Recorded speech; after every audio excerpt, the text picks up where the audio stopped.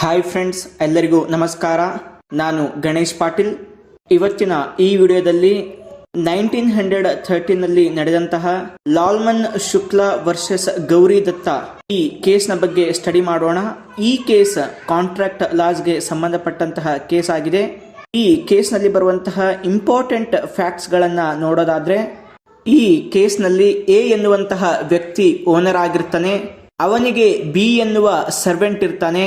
ಒಂದು ಸಲ ಏನಾಗುತ್ತಂದ್ರೆ, ಎ ಓನರ್ನ ನೇಫ್ಯೂ ಅಣ್ಣನ ಮಗ ಏನಾಗ್ತಾನೆ, ಕಾಣೆ ಆಗ್ತಾನೆ, ಮಿಸ್ ಆಗ್ತಾನೆ.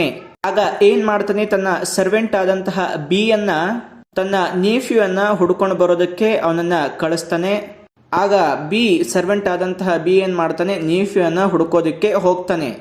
ಅವನು ಹುಡ್ಕೋದಿಕ್ಕೆ ಹೋದ ಮೇಲೆ ಏನ್ ಮಾಡ್ತಾನೆ ಅಂತಂದ್ರೆ, ಎಲ್ಲರಿಗೆ ಅನ್ವಯ ಆಗುವಂತೆ ಒಂದು ಜನರಲ್ ಆಫರ್ ಅನ್ನ ಇಡ್ತಾನೆ.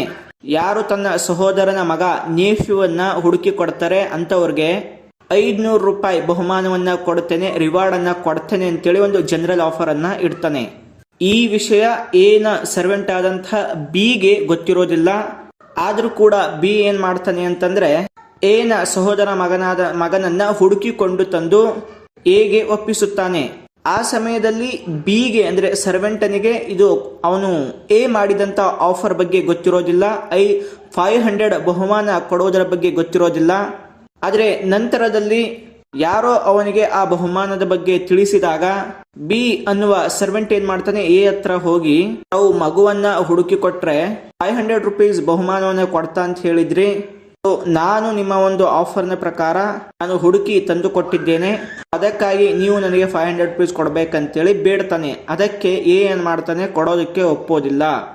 ನಾನು ನಿನಗೆ ₹500 ಕೊಡೋದಿಲ್ಲ, ಏನ್ ಬೇಕು ಅದನ್ನ ಮಾಡ್ಕೊ ಅಂತೇಳಿ ಹೇಳ್ತಾನೆ. ಅದಕ್ಕೆ ಏನ್ ಮಾಡ್ತಾನೆ, ಬಿ ಸರ್ವೆಂಟ್ ಏನ್ ಮಾಡ್ತಾನೆ ಅಂತಂದ್ರೆ, ಎನ ವಿರುದ್ಧ ಕೋರ್ಟ್ ನಲ್ಲಿ ಕೇಸನ್ನ ಅಥವಾ ಶೂಟ್ ಅನ್ನ ಫೈಲ್ ಮಾಡ್ತಾನೆ.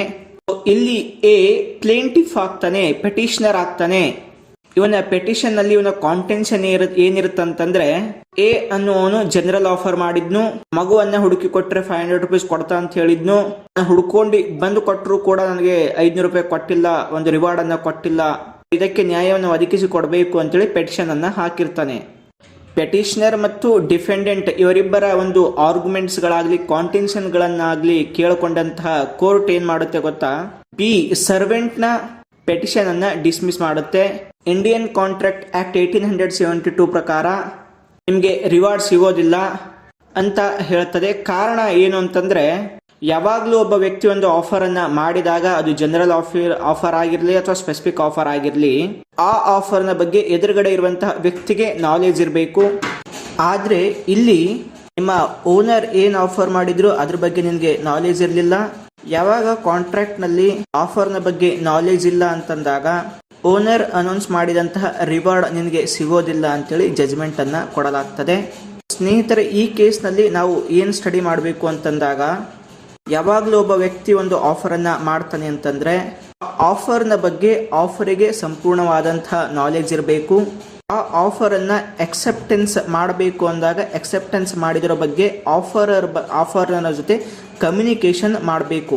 ಯಾವಾಗ ನಮಗೆ ಆಫರ್ನ ಬಗ್ಗೆ ನಾಲೆಜ್ ಇಲ್ಲ ಮತ್ತೆ ಮಾಡಿರುವಂತ ಅಕ್ಸೆಪ್ಟೆನ್ಸ್ ನ ಒಂದು ಕಮ್ಯುನಿಕೇಶನ್ ಮಾಡಿಲ್ಲ ಅಂತಂದ್ರೆ ಅಲ್ಲಿ ಒಂದು ಕಾಂಟ್ರಾಕ್ಟ್ ಫಾರ್ಮೇಶನ್ ಆಗೋದಿಲ್ಲ. ಕಾಂಟ್ರಾಕ್ಟ್ ನ ಪ್ರಕಾರ ಏನ್ ಬೆನಿಫಿಟ್ ಸಿಗಬೇಕು ಅದು ಸಿಗೋದಕ್ಕೆ ಸಾಧ್ಯವಿಲ್ಲ. ಸ್ನೇಹಿತರೆ, ಇದು ಲಾಲ್ಮನ್ ಶುಕ್ಲಾ ವರ್ಸಸ್ ಗೌರಿ ದತ್ತ ಅವರ ಕೇಸು. ನೆಕ್ಸ್ಟ್ ವಿಡಿಯೋದಲ್ಲಿ ಇನ್ನೊಂದು ಕೇಸನ್ನು ಸ್ಟಡಿ ಮಾಡೋಣ. ಶರಣಾರ್ಥಿ.